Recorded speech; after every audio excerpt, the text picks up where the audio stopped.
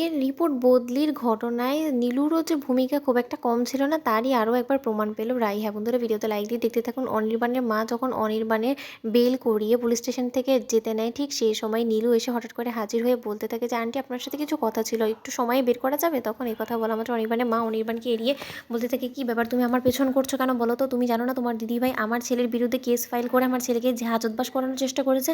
তাহলে তুমি আবার এখানে এসেছো কেন বলো তো? কোন সাহসে তুমি এখানে এসেছো? তখন এই কথা বলা মাত্র অনির্বাণের মা বলতে থাকে যে দেখো নীলু, তুমি কিন্তু এরকম করে আমার যদি পেছন করো তাহলে কিন্তু আমি পুলিশের কাছে তোমাকে অ্যারেস্ট করাতে বাধ্য হবো। তখন এই কথা বলা মাত্র নীলু বলতে থাকে যে আন্টি, আপনার কী মনে হয় বলুন তো, যে আপনি একাই চালাক এই গোটা পৃথিবীতে? না, আমার তো কেন জানি না মনে হচ্ছে যে আপনি আমাকে বড্ড বেশি বোকা ভেবে ফেলেছিলেন। আপনি এত সহজে কিন্তু আমার কাছ থেকে পার পাবেন না, কারণ এখনও পর্যন্ত আপনি আমাকে আমার পাওনা টাকাটা কিন্তু এখনও দেননি। তখন এই কথা বলা মাত্র অনির্বাণের মা বলতে থাকে, কিসের পাওনা টাকা পাও তুমি আমার থেকে বলো তো? তখন নীলু বলতে থাকে যে ওই রিপোর্ট বদলি করার মধ্যে কিন্তু কম ভূমিকা আমার ছিল না আন্টি, আমারও কিন্তু বেশ ভালো ভূমিকা ছিল। ওই ডাক্তারটার কাছে এই মোটা অঙ্কের টাকাটা পাঠানো থেকে শুরু করে ওই ল্যাবের ভুয়া রিপোর্টটা বদলে দেওয়া থেকে শুরু করে সব কিছুর মধ্যেই তো আমার ভূমিকা ছিল, তাই না? তাহলে সেটার অনুযায়ী তো আমারও কিছু পারিশ্রমিক প্রয়োজন। সেই পারিশ্রমিক কিন্তু আপনি এখনও পর্যন্ত আমাকে দেননি। আমি যতবার আপনাকে ফোন করেছি ততবারই আপনার ফোনটা নট রিচার্জেবল এসেছে। তাহলে এখন আমি কি বুঝবো বলুন তো? তাহলে আমাকে বাধ্য হয়ে আপনার কাছে আসতে হলো।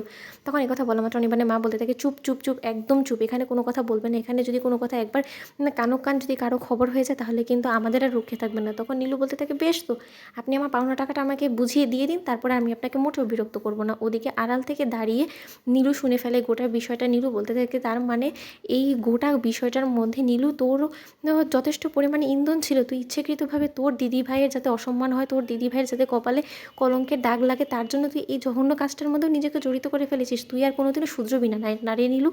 ওদিকে নীলু রাই বলতে থাকে যে নীলু, এই যাত্রায় আর তোকে আমি কোনোভাবেই ক্ষমা করবো না। তোর আর এবার আমি রক্ষে দিব না। এবার তোর, আমার শাশুড়ি মায়ের, সকলের এবার যোগ্য যাতে শাস্তি হয় সেই ব্যবস্থাই এবার আমি করবো। ওদিকে অনিবারে মা বলতে থাকে যে আপাতত আমার কাছে এতটুকু টাকাই আছে, তুমি বরঞ্চ এটা নিয়ে যাও, তারপরে তোমার পাওনা টাকাটা আমি তোমার কাছে পৌঁছে দিব। তখন নীলু বলতে থাকে যে আন্টি, সবসময় তো আপনি আমাকে এই আশ্বাস দিয়ে পাঠিয়ে দিন, দূর দূর করে দেন, কিন্তু তার শর্ত তো আপনি আমার পাওনা টাকাটা এখনও পর্যন্ত আমাকে বুঝিয়ে দিন না। আন্টি, আপনি কেন বুঝতে চান না বলুন তো? ওদিকে সূর্যের সাথে লড়াই করার জন্য আমাকে অ্যাডভোকেট হায়ার করতে হয়েছে, আর অ্যাডভোকেটের যথেষ্ট পরিমাণে কিন্তু আমাকে পেমেন্টও দিতে হচ্ছে, আর তাকে পেমেন্ট দেওয়ার জন্য কিন্তু আমি আপনার এই শর্তে রাজি হয়েছিলাম, আপনার প্ল্যানে সামিল হয়েছিলাম। তাই আপনি যে কাজটা হাসিল করতে চেয়েছিলেন সেটা তো আপনি হাসিল করে ফেলেছেন, কিন্তু এখন আমার যেটা কাজ ছিল সেটা তো এখনও পর্যন্ত আমি পূরণ করতে পারিনি, কারণ আমার এখনও পর্যন্ত টাকাটা আমার হাতে আসেনি। তখন কথা বলা মাত্র অনির্বাণের মা বলতে থাকে যে ঠিক আছে, নাও, আরও কয়েকটা টাকা দিয়ে দিলাম তোমাকে, কিন্তু তার শর্ত একটা কথা মাথায় রাখবে, যে ভুলবশত যাতে কোনো মতে আমার কথাটা বা আমার নামটা এসবের মাঝখানে না জড়ায়। তখন নীলু বলতে থাকে, যতদিন পর্যন্ত আমি না ফাঁসছি ততদিন পর্যন্ত আপনি নিশ্চিন্তে থাকতে পারেন, আপনার নামও উঠে আসবেন এই কেসে।